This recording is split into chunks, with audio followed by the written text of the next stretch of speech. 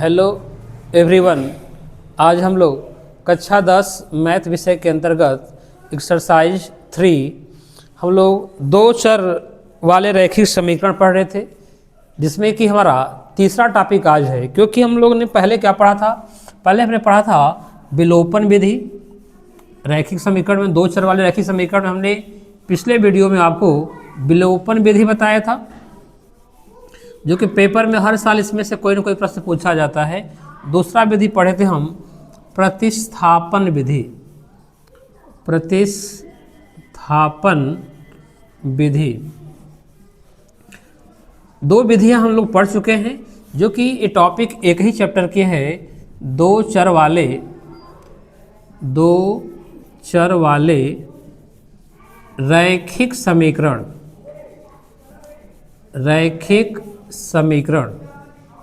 ये आपकी main topic थी। एक्सरसाइज कौन सा था? थर्ड। इसमें हम लोग थर्ड में विलोपन विधि पढ़ चुके थे, प्रतिस्थापन विधि पढ़ चुके हैं। अब हम बात करेंगे इसमें तीसरा मेथड हमारा होगा रैखिक यानी किसी समीकरण को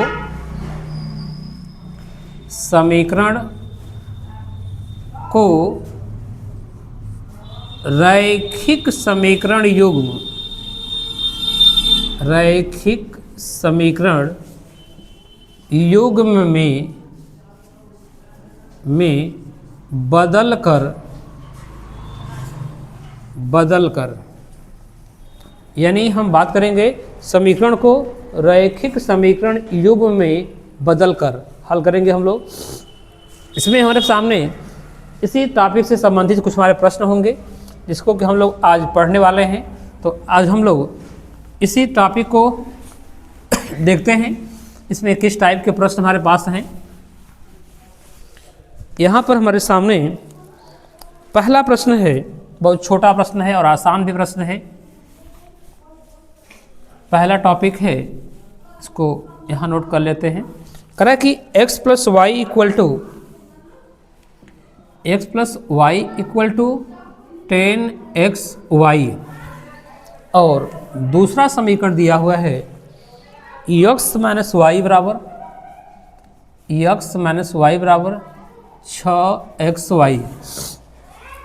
अब इन्हें हमें रैखिक समीकरण को, या कह रहा है कि इस समीकरण को हमें रैखिक समीकरण युग्म में बदल करके हल करना है। तो अब देखा जाए इसमें हम लोग क्या कर सकते हैं। यहाँ पर x और y दोनों चर दिए गए हैं, अलग अलग हैं, लेकिन यहाँ x y चर एक साथ हैं। इसमें हम क्या करेंगे, बारी बारी से इनको यदि हम समीकरण 1 बोल दें, इनको यदि हम समीकरण 2 बोल दें, तो कह सकते हैं कि समीकरण 1 में दोनों ओर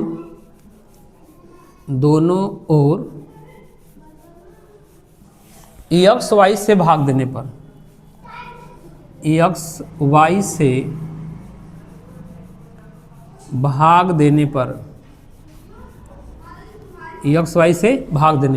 अब भाग देंगे हम तो X upon X Y plus Y upon X Y equal to 10xy upon X Y.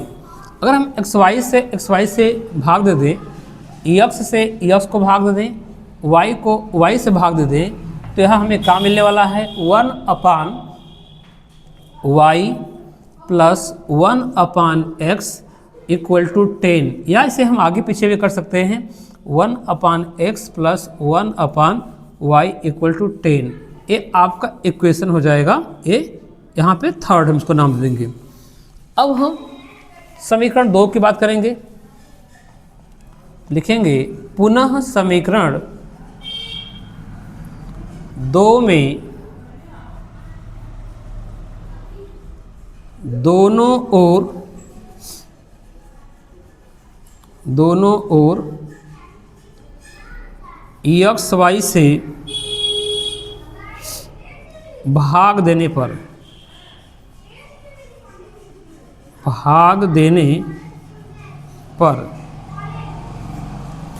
अब हम भाग देंगे तो हो जाएगा x upon X Y minus Y upon X Y equal to 6xy upon X Y.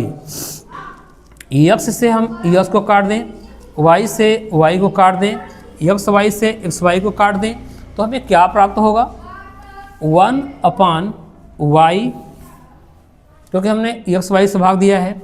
या तो हम देख रहे हैं कि आगे पहले आपका इसमें वाई आ रहा है, तो इसको भी वाई को आगे रहने दीजिए, तो हम इसी को समीकरण थर्ड मान के चलें, क्योंकि समीकरण जैसा दिख रहा है। तो अब हम लोग वहाँ पे 1/y minus 1/x equal to 6, ये आपका समीकरण नंबर 4 हो जाएगा। अब लिखेंगे समीकरण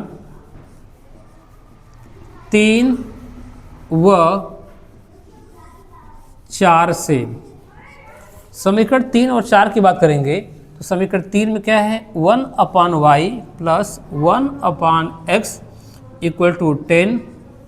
इसके बाद है 1/y minus 1/x equal to आपका 6।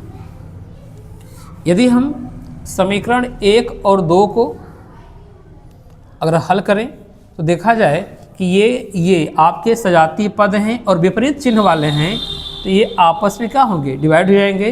तो इनको क्या लिखेंगे? जोड़ने पर। अगर बिना चिन्ह बदले अगर ये क्रिया हो जा रही है, एक पद कट जा रहा है, तो लिखेंगे हम जोड़ने पर। इनको जोड़ेंगे तो हो जाएगा 2/y इक्वल टू 10 और 6 कितना हो जाएगा? 16। क्रॉस मल्टीप्लाई करेंगे तो 16y बराबर 2, y बराबर कितना हो जाएगा? 2/16। काट लेंगे, आपको 8 आएगा। यानी हमें यहाँ पर y के जो वैल्यू है 1/8, ये कैंसिल हो जाएगा। यदि ये y की वैल्यू उठा करके हम समीकरण आपको 3 में भर दें, y का मान यदि हम समीकरण 3 में भर दें, 3 में y का मान उठा कर समीकरण 3 भरेंगे तो 1/y है, y की जगह भरेंगे 1/8 प्लस 1/x इक्वल टू क्या है? 10 है। ये जाएगा ऊपर तो 8 प्लस 1/x इक्वल टू हो जाएगा 10। 1/x ये आएगा इधर, तो आपका हो जाएगा 10 माइनस 8, यानी 1/x इक्वल टू हो जाएगा 2। और हमें क्रॉस मल्टीप्लाई करेंगे तो हमें मिलेगा 2x equal to 1, X equal to हो जाएगा 1/2। यानी हमें x/1/2 और y की वैल्यू क्या मिल गई है? 1/8। ये हमारा हो जाएगा आंसर, xy की वैल्यू। अब हमें इस टॉपिक को थोड़ा ध्यान देना है कि टॉपिक आपको हर साल पेपर में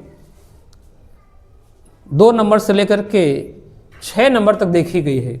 कभी कभी 6 नंबर में भी हल्के प्रश्न आ जाते हैं, लेकिन हल्के प्रश्न आने की बात नहीं है, वो हमें आना चाहिए, बात इसकी होती है। अब हम इसी टाइप का एक दूसरा प्रश्न लेकर के आ रहे हैं। इसमें हम दूसरे प्रश्न को भली भांति हल करेंगे रैखिक समीकरण में बदलकर। ठंड का मौसम स्टार्ट हो गया है, स्वास्थ्य पे भी नज़र रखना है। हम तो परेशान हैं, फंस चुके हैं थोड़ा। जानते हैं ना, ठंड में ड्राइविंग करने में बड़ा रिस्क होता है। अब हम एक ऐसा ही प्रश्न लेके आए हैं। मेरे सामने एक प्रश्न है, 1/x plus 1/y equal to 1/24, और ये समीकरण आपका 1 हो जाएगा। दूसरा समीकरण है 2/x plus 1/y equal to 1/8, समीकरण नंबर 2। इसको रैखिक समीकरण युग्म में बदलने का मतलब क्या है? रैखिक मतलब होता है कि आपका रैखिक लीनियर यानी कि एक घात में बदलना है। तो सबसे पहले हम देख रहे हैं कि कुछ इस तरीके से दिख रहा है, इसको हम कैसे हम एक चर में मानने का प्रयास करें। तो हम यहाँ पे मान लेते हैं कि माना 1/x इक्वल टू हम एक टर्म मान लेते हैं u और 1/y इक्वल टू मान लेते हैं v। देखिए ये जो है कि रियल रैखिक समीकरण युग्म में बदल कर हल करने वाली बात है। यहाँ पे 1/y इक्वल टू आपका v, यही वैल्यू यदि हम भर लेते हैं इन समीकरण में तो हमें क्या प्राप्त होगा? u plus v equal to 1/24। Equation आपका थर्ड हो जाएगा। अब हम यही वैल्यू यहाँ भर लेते हैं तो 2 दिया है तो हो जाएगा 2u plus v equal to 1/8। Equation number आपका हो जाएगा 4। अगर हम इक्वेशन को देखें, अगर इनके किसी एक पद को यदि हमने बराबर कर लिया है, एक पद को हमने बराबर कर लिया है, पद बराबर है तो आपस में घटाएंगे तो घट भी जाएगा, जोड़ेंगे तो जुड़ भी जाएगा। लेकिन समान चिन्ह है तो यहाँ चिन्ह क्या करेंगे? बदलेंगे। जब चिन्ह बदला जाता है तो यहाँ लिखा जाता है घटाने पर। अब इसको घटाएंगे तो एक चला जाएगा, -2u में से u निकलेगा तो आपका -u मिलेगा। और यहाँ पे 124 -1/8 करेंगे तो हमें -u इक्वल टू, यहाँ पे यदि हम एलसीएम लेते हैं 24 तो 1 -8 3 यानी 3, यानी हमें मिलने वाला है -u इक्वल टू -2/24। तो माइनस से माइनस चला गया तो u की वैल्यू हो जाएगी 2/24। अगर हम यही u की वैल्यू, या इसको हम समीकरण दे दें या इसे रहने दें, u का मान समीकरण हम इसमें से किसी में रख दें। समीकरण आपका जो भी हो, समीकरण हम 1 में ही रख देते हैं। 1 नहीं इसको बोलेंगे, इसको 3 बोलेंगे। समीकरण 3 में रख देते हैं। 3 में रखने पर तो u का मान अगर हम समीकरण 3 में भरते हैं तो u का मान है 2/24 प्लस v इक्वल टू 1/24 और v equal to 1/24 minus 2/24। v equal to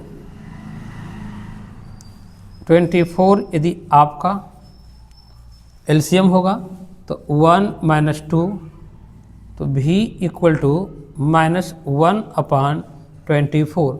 अब यहाँ पे u और v को देख रहे हैं। अगर मैं यहाँ पे देखूँ तो हमारा जो क्वेश्चन था u और v के पदों में नहीं था, वो हमारा xy के पदों में था। तो हम इस u और v को हम xy के पद में कर लेते हैं। तो यहाँ कह सकते हैं u व v को xy के पदों में रखने पर, इसको पदों में रखेंगे तो u की वैल्यू क्या मानी गई थी?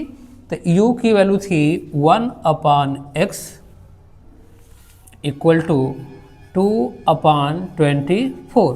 तो क्रॉस मल्टीप्लाई करेंगे तो हो जाएगा 2x equal to 24, x equal to हो जाएगा 12।